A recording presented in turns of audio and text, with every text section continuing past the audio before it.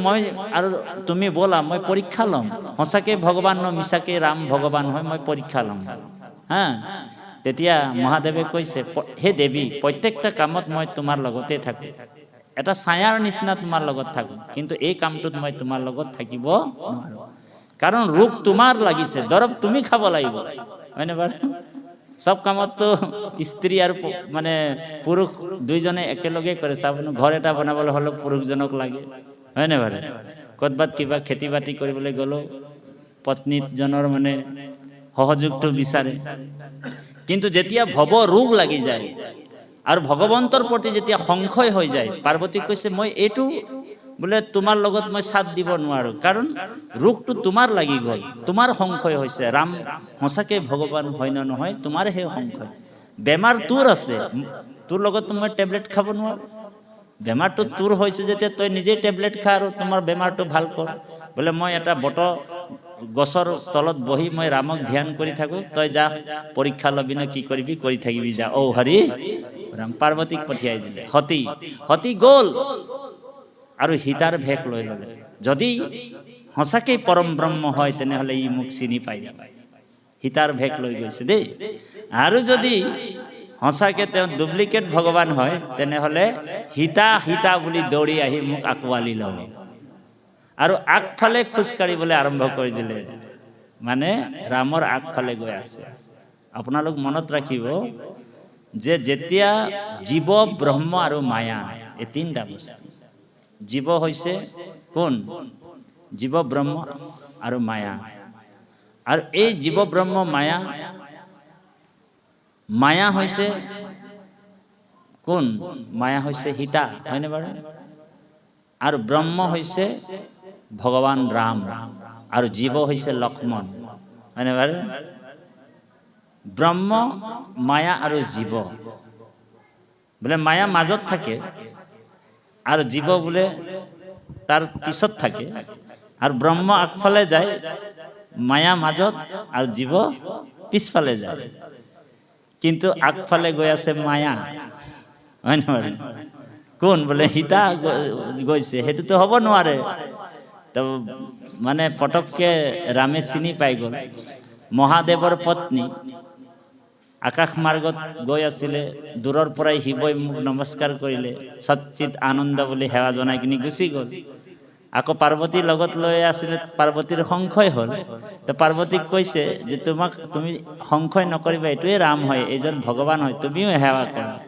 এইটো মনুষ্য চেষ্টাৰে তেওঁ এই পৃথিৱীত লীলা কৰিছে কিন্তু পাৰ্বতীৰ মানে ডাউট সংশয় তেতিয়া ভগৱানে ক'লে ঠিক আছে এই মহাদেৱে ক'লে ঠিক আছে তোমাৰ সংশয় হৈছে যদি তোমাৰ ৰূপটো তুমি নিজে ভাল কৰি লোৱা পৰীক্ষা ল'বলৈ গুচি আহিলে দেখ আৰু সীতাক ভেকত সীতাৰ ভেকত গৈ পৰীক্ষা লৈছে আৰু ৰাম মানে দূৰৰ পৰাই চাই কিনে সীতাক চৰণ সেৱা কৰি দিলে মানে পাৰ্বতী হে মা তুমি মোৰ জায়াৰ ৰূপ ধৰি কিয় বোলে এনেকা ঘূৰি ফুৰিছা লগে লগে মানে লাজ পাই কিনি শিৱৰ ওচৰত গুচি গ'ল শিৱক জনোৱা নাই খুচমুচ কৰি আছে বোলে পৰীক্ষা ল'লা শিৱই কৈছে পৰীক্ষা ল'বলৈ গৈছিলা পৰীক্ষা ল'লা নে খুচমুচ কৰি আছে বোলে পৰীক্ষাটো ল'লো প্ৰভু নকলে পৰীক্ষা লোৱাৰ কথাটো নকলে গৈছিলো আৰু বোলে এনেকা কৰি থৈ দিলে হা তেতিয়া শিৱই সেইদিনাখনৰ পৰাই সতীক ত্যাগ কৰি দিলে সেইদিনাখনৰ পৰাই ত্যাগ কৰি দিলে বাপাইসকল ইয়াৰ পৰাই যেতিয়াই সতীক ত্যাগ কৰি দিলে সতীৰ শৰীৰটোক আৰু নিজৰ কৰি ল'বই নিবিচাৰিলে শিৱই বুজি পাইছেনে সতীৰ শৰীৰটোক আৰু মনেৰে নহয় শাৰীৰিকভাৱেও সতীক ত্যাগ কৰি দিলে আৰু সেই সতী দক্ষৰ যজ্ঞত ঔ হৰি ৰাম জ্বলি গ'ল বুজি পাইছেনে কাৰণ পৰম ব্ৰহ্মক যোনে চিনি নাপায় সংশয় কৰে সেইজনৰ দেহাটো জ্বলিবই নিশ্চিত শিৱৰ কথা নামানে সন্তৰ কথা নামানিলে সেইদিনাখনৰ পৰাই সতীক ত্যাগ কৰি দিলে আজি যে দক্ষৰ যজ্ঞত যে সতী জ্বলিলে কিয় জ্বলিলে তাৰ মূল উত্তৰটো এইটোৱে তাৰমানে ৰামক তেওঁ সংশয় কৰিছিল যোনে ৰামক সংশয় কৰিব ৰাম নামত সংশয় কৰিব তেওঁৰ মানে সেই জীৱটোৰ কেতিয়াও গতি নহয় শিৱই জানি গ'ল যে সতী আৰু বেছি দিন নাই আৰু হৰি অ ৰাম হ'ব, জ্বলিবই, ই মৰিব। তাৰপিছত এই শৰীৰটো আৰু এই শৰীৰত মই তাক পত্নী হিচাপে পাব নোৱাৰোঁ, কাৰণ তেওঁৰ সংশয় হৈ গ'ল, ভৱ ৰোগ লাগি গ'ল। তাৰপিছত পৰ্বতৰ জীয়ৰী হৈ জন্ম হৈছিল, তেতিয়াহে শিৱ আৰু মানে পত্নী হিচাপে তাইক মানে গ্ৰহণ কৰিছিল, হয়নে বাৰু শিৱ। গতিকে বাপাইসকল, সেইকাৰণে ৰাম নাম কৃষ্ণ নামত আমি সংশয় কৰিব নালাগে। ইয়াতে কৈছে বৰ সুন্দৰ দৰ্শন, কি বুলি ক'লে যে যমদূতসকলে এই পাপী জীৱবিলাকক কেনেকে লৈ যায়, কি বুলি কৈছে, এল গলে লগাই জৰি এ পাপী অজামিল জাতি কুলহীন খিচৰি বেচাৰ পতি গলে লগাই জৰি যমদূতে ধৰি নেই নৰ কত প্ৰতি জানি।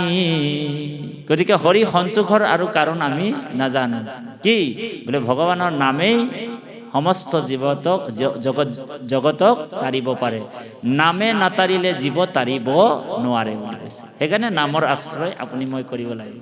বহুত মানুহ নামত সংশয় কৰে, বোলে আজি নাম গালো, কালি নাম গালো, বোলে ভকতক মাতি নাম গোৱালো, বোলে নামে মোক তাৰিব পাৰিব নেকি, বোলে নোৱাৰে। সেইকাৰণে আন কৰ্মত মানে ব্যস্ত হৈ যায়, কৰ্মকাণ্ড নীতি কৰে, কোনোবা শ্ৰাদ্ধ কৰে, কোনোবা যজ্ঞ কৰে, কোনোবা পূজা কৰে, আগড়ম বাবড়ম কৰি থাকে, কিন্তু নামত সেইজনৰ বিশ্বাস নাই। তো এই নামত যাৰ বিশ্বাস হ'ল, তেওঁ আকৌ এইবিলাক কি বুলি কৈছে, ইয়াত বৰ সুন্দৰ কৈছে যে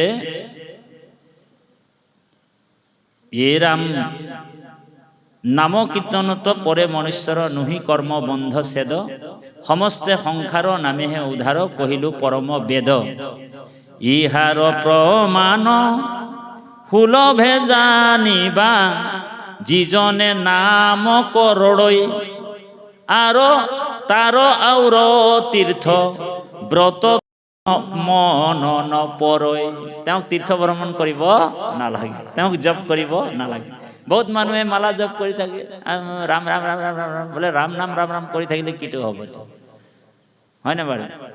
বোলে যদি গলত মালা পিন্ধি কিনি তুই গলত ৰাম নাম কৃষ্ণ নাম ৰাখিব লাগিব, হয় নে বাৰু। আমি ৰাম নামত গলাই বান্ধা বুলি কৈছে, হয় নে বাৰু। গুৰুজনে আন ধৰ্ম হবে ধান্দা, হৰিৰ নাম গলে বান্ধা। তাৰমানে হৰিৰ নামটোক আপুনি ল'ব লাগিব। বোলে এনেই মালা জপ কৰি থাকিলে কিটো হ'ব তোমাৰ।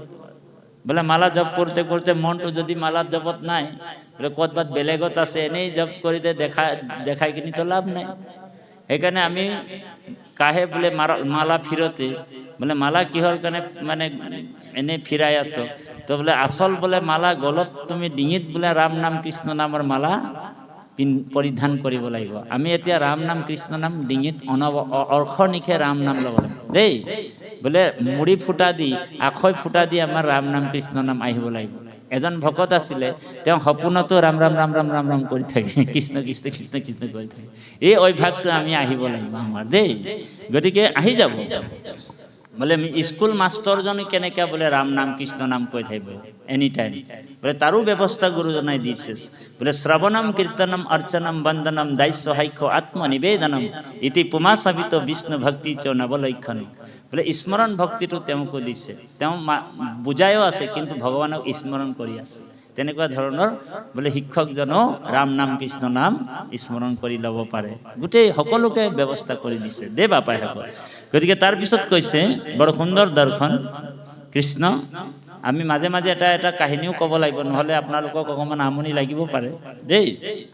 এতিয়া কথা হ'ল কি, এতিয়া নাম ধৰ্মটো কিয় আমি আমাৰ শ্ৰেষ্ঠ বুলি কৈছে গুৰুজনাই, ভকতি ভাণ্ডাৰ দ্বাৰা হ'ব চুৰি মুকুতি কৈলি উদাস এক শৰণ হৰিৰ নাম ধৰ্ম ৰাজা কৰো পৰ কাষ।